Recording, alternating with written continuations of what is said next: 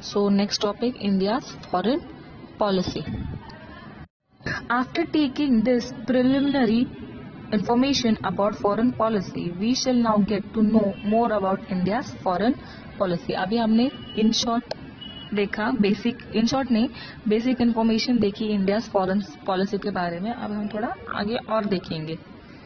India got independence in 1947 and from then onwards we started shaping our foreign policy independently. Underline this.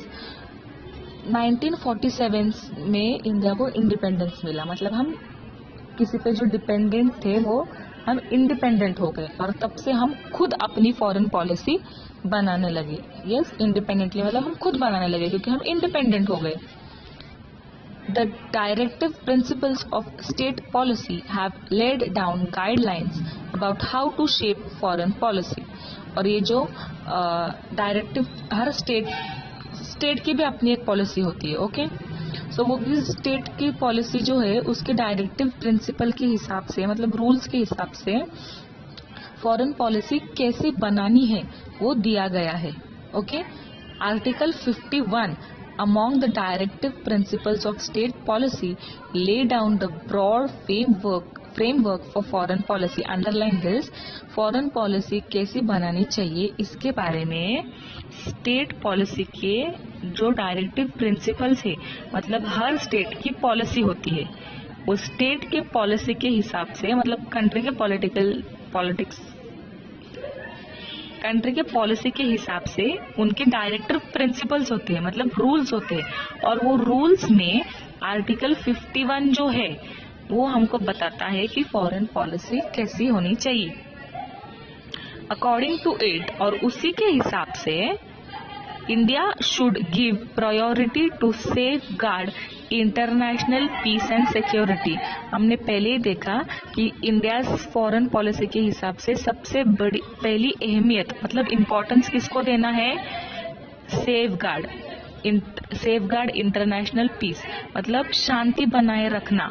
हाँ, और security, शांति और security बनाए रखना ये main काम है. Next, and resolve our international problems and disputes by peaceful means. और जो भी हमारे मतलब कंट्रीज के बीच में जो भी प्रॉब्लम्स या फिर डिस्प्यूट्स, झगड़े जो भी होंगे वो आराम से सुलझाने हैं, डिस्कस करके प्यार से. झगड़े नहीं करने हैं, वॉर नहीं करना है, शांति भंग हो ऐसा कुछ भी नहीं करना है. The objective of our foreign policy should be to maintain friendly relations with other nations and respect international law. और हमको एक दूसरे के साथ फ्रेंडली रिलेशंस बनाने हैं, एनिमी रिलेशनशिप नहीं बनाने हैं.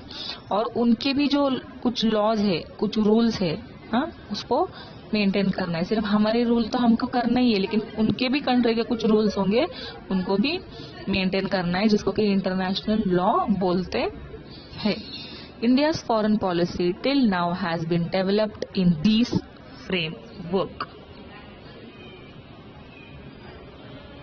अब कैसे, कौन से फ्रेमवर्क में इंडियाज फॉरेन पॉलिसी बनाई गई है अब तक वो देखेंगे. Article 51 of the Indian Constitution. This is a very important diagram, may come for exam, so study this well. Article 51 of Indian Constitution क्या बताता है? Promote international peace and security. मतलब इंटरनेशनल पीस मतलब शांति बनाए रखनी है और सिक्योरिटी बनाए रखनी है. Maintain just and honourable relations between Nations. दोनों नेशंस या फिर बाकी सारे नेशंस के साथ इज्जत के रिलेशंस बनाए रखने हैं, मतलब उनको रिस्पेक्ट देना है, ऑनरेबल रिलेशंस बनाने हैं. Foster respect for international laws and treaty obligations in the dealings of organised people with one another. और जो भी इंटरनेशनल लॉ है, जो भी ट्रीटीज है, ऑब्लिगेशन है, उनको उनका रिस्पेक्ट करना है. ऐसा नहीं है कि नहीं तुम्हारे ये लॉ हम नहीं मानेंगे, वो नहीं मानेंगे, हाँ अपनी मर्जी चलाएंगे, ऐसा नहीं करना है. Encourage settlement of international disputes by arbitration.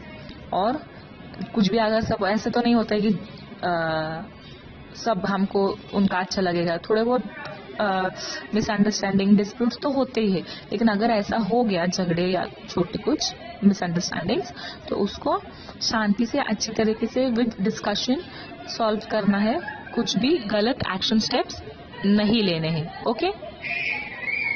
Some more objectives of India's foreign policy are as follows. और कुछ अभी इसके अलावा कुछ और ऑब्जेक्टिव्स है इंडियन फॉरेन पॉलिसी के, वो क्या है? While maintaining friendly relations with neighboring countries, ensure that the defense and security of India is not affected. और दूसरे कंट्री के साथ अच्छे और फ्रेंडली रिलेशंस बनाते वक्त हमको अपने कंट्री की सिक्योरिटी के बारे में भी सोचना है कि दूसरे कंट्री के साथ इतने फ्रेंडली रिलेशंस बनाते बनाते कहीं हम खुद के बारे में ही खुद का सिक्योरिटी, अपने खुद के कंट्री का सिक्योरिटी पे अफेक्ट नहीं होना चाहिए. ये हमको अपनी सिक्योरिटी संभालते वक्त दूसरे कंट्री के साथ फ्रेंडली रिलेशंस बनाने हैं. या फिर ऐसा ना हो कि हम किसी कंट्री के साथ इतने ज़्यादा फ्रेंडली रिलेशंस बना दे कि वो हमारे अच्छाई का फ़ायदा उठाए और हमारे इंडिया के सिक्योरिटी को या फिर हमारे कंट्री के सिक्योरिटी को नुकसान पहुँचे. ऐसा नहीं करना है.